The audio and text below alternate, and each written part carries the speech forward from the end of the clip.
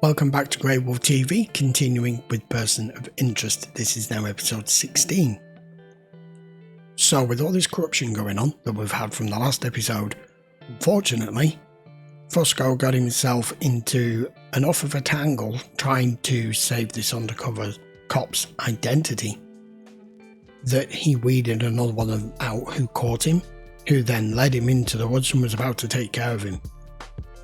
Thankfully Reese showed up, but unfortunately that has led them to have to keep Fusco in with, what do they call it, HR? Because he's got to go to them and tell them that he's killed one of theirs and they need to help him with it. So now he's got to be a bad cop again, which I kind of feel sorry for him to a certain degree because he was actually enjoying being the good guy for once. But what are we going to do? Anyway, we're going to carry on and see if any more of that comes out in this episode. It may do, it may not. We'll just find out. So let's carry on. Episode 60. Mr. Adam Saunders. He's a prop trader at the investment firm. Need an expensive suit. Prop trader? Proprietary. He invests the bank's own money, not the client's. Saunders has already had a brush with the SEC, an accusation of insider trading unproven. Thought rooftops were your domain, Mr. Reese. Your reputation precedes you. My client trusts reputations when it comes to his money. Reputations can be deceiving. How much are we talking about? At first, pocket change. You following this? Robert Keller, former CEO of Vertanen Pharmaceuticals. Guy standing trial for murder. That's Sidney Baylor, a partner in the firm. She also has a reputation. That's the smart money, Victor. Let it ride. Guy plays poker with other people's money and gloats about it. It's a dick measuring contest, that's all this ever is. Sure about that. Someone like that, the wind doesn't concern him, it's the rush. You in his apartment yet, Finch? The rent on this place must be staggering. Mr. Reese, there's a small fortune in Saunders' closet. What's he been doing? We've got a Wall Street trader that gambles millions by day, fights at bars at night. And someone's tracking him. Stay on him tonight. I do have a death certificate for Saunders' mother from when he was 9. Guardianship papers signed by a Robert Sawaski from 3 years later. We need to get a look at sealed SEC records pertaining to Mr. Saunders. How are we going to do that? You think I can just do that? If anyone can do it, you can. You're always very good at keeping your mouth shut. You know what? Hey, I'm so sorry. Forget it. So much as give your grandma a stock tip. I'm gonna get you, kid. The SEC is a watchdog without teeth. What's Adam up to now? Headed all the way out to Queens. Looks like he's got a bone to pick with a guy in a food truck. The food truck is registered to Robert Sawaski. Guardian? Legal guardian? What, you don't come around the old neighborhood Gotta anymore? be. Life in the fast lane, Uncle Bob. Come on Oh, in, yeah. I'll give you something to eat. Look, I know you told those fancy number crunchers over at your office to take care of my money, but I'm reading all this material they keep sending me. Who got you that low-interest loan? You had one truck. Now I you got 6 trucks, 20 employees. And from what I heard, that MLP is returning 8%. Where else are you going to find that kind of return on your money? Who cares? It's my uncle's cash. I care. All the fixed income crowd is getting dumped into MLPs. It's safe. They're trying to kill you. Someone just tried to kill Adam Finch. I've been watching my money. The majority of it is being shuffled into one company. MVP? TriTech, same one that Adam's uncle mentioned, only at 10 times the rate that his money was invested. Insider trading? Happened before. Adam knew about it then. Gotta Maybe be. He knows about it now. Adam's dad left to find work out west. He ended up in New Mexico. He never came back. So Adam lived with my family. A run-of-the-mill MLP just happens to be the hottest damn equity on the market these days. Tell me what you know. I ran some numbers the other night. It looks like it doesn't add up. There's no reason why Baylor's them should be dumping so much money into this one company. No. Mr. Reese, we have a problem. Yeah. He's on the roof. He might be being thrown off it.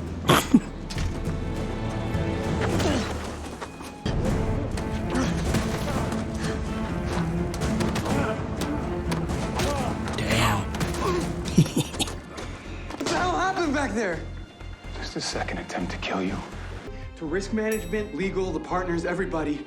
But then Then the SEC started sneaking around, so I was told to keep my mouth shut. You think it was insider trading? It wouldn't be the first time. Look, I never sent that email. Yeah, we're at her penthouse now. But she isn't saying much. Whoever's after Adam got to her first. Yeah. This is my fault. I asked her about the Tritech numbers. You recognize that bottle? You can't be Yeah, we seen drank it here. the other night to celebrate the Vertanen short. Which means your fingerprints are all over it. Saying you're up. Everywhere. They're saying you're up now. I dusted twice. None on the tub, none on the body. Only other ones we found were the Vicks and an Adam Saunders. Is there any chance, if Saunders was having a relationship with the Vic, that he could have handled the champagne bottle, say, days ago, then had it planted? That'd be pretty slick. We have a problem, Mr. Reese. Shell fracking. What else is new? Underground rock formations. Companies dig down and fracture shale beds to release natural gas. Correct. They just passed a bill to start fracking in upstate New York. How much did Baylor's M have invested in Tritech? Or how much did its clients? Most of it. Millions.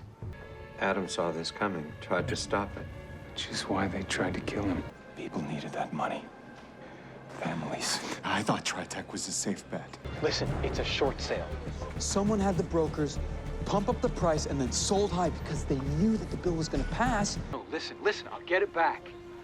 Even if it takes the rest of my life, I will get it back. I gotta go. I found his short sale orders from last week, and the buy orders for Tritech issued to him this morning. For how many? About 4 million. You can't beat him, you join him. And make millions along the way. 300 million to be exact. Where are we? Tritech was down to $4 a share by closing bell today. When the market opens tomorrow, it'll be 2. I've got buy orders in place to pick up the shares that we need. So Paul was working with Rasmussen all along. On a massive short sell bet against Tritech. Why? Paul and Rasmussen need Tritech to bottom out before they can collect on their bet. What are you talking about, Finch? Stop Ever try to catch a falling knife, Mr. Reese? I can buy what's available, but some new player hit the market hard today. Been buying all morning. There's a lot out there to buy. I mean, did you look? Tritech just hit 15 a unit. By the time the dumb money gets back in, it'll be at an all-time high. This is Harold Crane, yes? Sir, this is Paul Ashton with Baylor's M Investments. I need to speak with you about your majority share in Tritech Energies. I'm sorry, you'll need to speak to my banker about that. No, sir. Your little game of hide the short? Only works when it's legal. Bye-bye. What are you going to do? Jump out the window? Oh, clotheslined. John Rooney. Assets. That you could have counted on me, and I hope that someday, maybe you can forgive me. Of course I forgive you, kid. Your family. Of course I forgive you. There's supposed to be 2 suspects. Yeah. You talking about the SEC guy? Yeah. They found him dead in his apartment in Queens. They're both arrested. Somehow he ended up at home with his head blown off. That's bold. A stockbroker and a finance cop couldn't pull this off. No. So what's this? The bigger picture. This is his kind of work. Hello, John. It's been a long time. Son of a bitch. It was him. Okay, that was episode 16.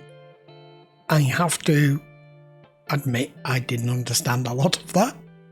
Understood the normal stuff. The trading part things, over my head. Not a clue. Don't wanna. For that very reason, as to what it's just shown can happen to your money if you invest it. Even when you think you're investing it wisely, there are those out there who are scrupulous enough to take your measly 30,000, 50,000, your life savings, which is pocket change to them, because at the start of the episode you saw this kid just sign a check away in a bar bill for 12 or 13 grand for the evening. It's pocket change to them. It's your life savings. I've never seen 12 grand in cash in front of me in my life. He just spent it on a bar bill. Anyway, I'm not going to go into depths with the episode because it was complicated. Other than to say, so there was 3 people in on this. There was his so-called friend, and then there was the SCC guy, but the person really behind it all, backing it all, the one who was providing the They're your blue collar, right? The guy who was providing all the muscle and eliminating those who were getting in the way was Elias, scumbag.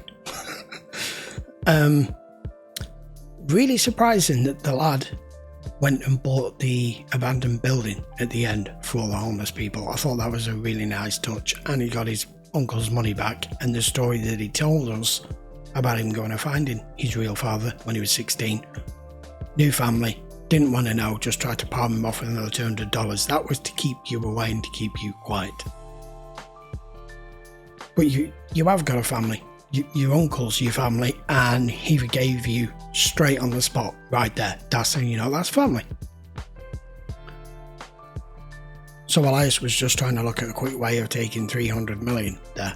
I never understand how all of this works, where stocks go up and you sell at a certain price. It's confusing to hell as me. But because they used him to stop the price from dropping through the floor, they couldn't collect, which is how I managed to get the money back. I've got that right? For those of you who are financially intelligent enough to know what the hell all that was about, because I don't. I still don't even know how a damn mortgage works, because I've never had one, and I don't plan to.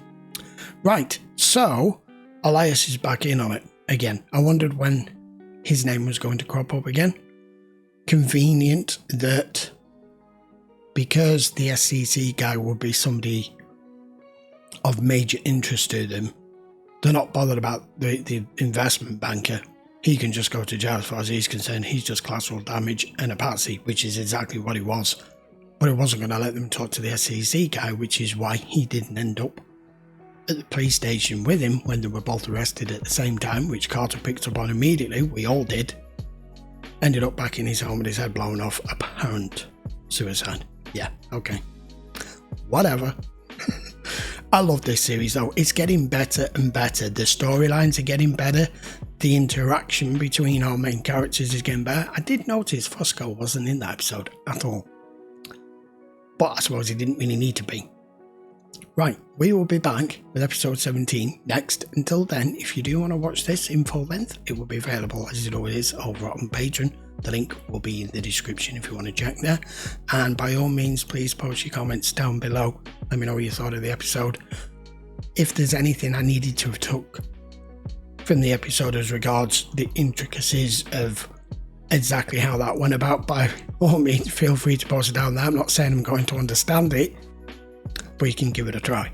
If you're not already subscribed and you enjoy Person of Interest, I would very much appreciate it if you hit that sub so you can see some future episodes here on the channel, and I will see you for the next episode very soon. So until then guys, thanks a lot for watching. See you for the next one.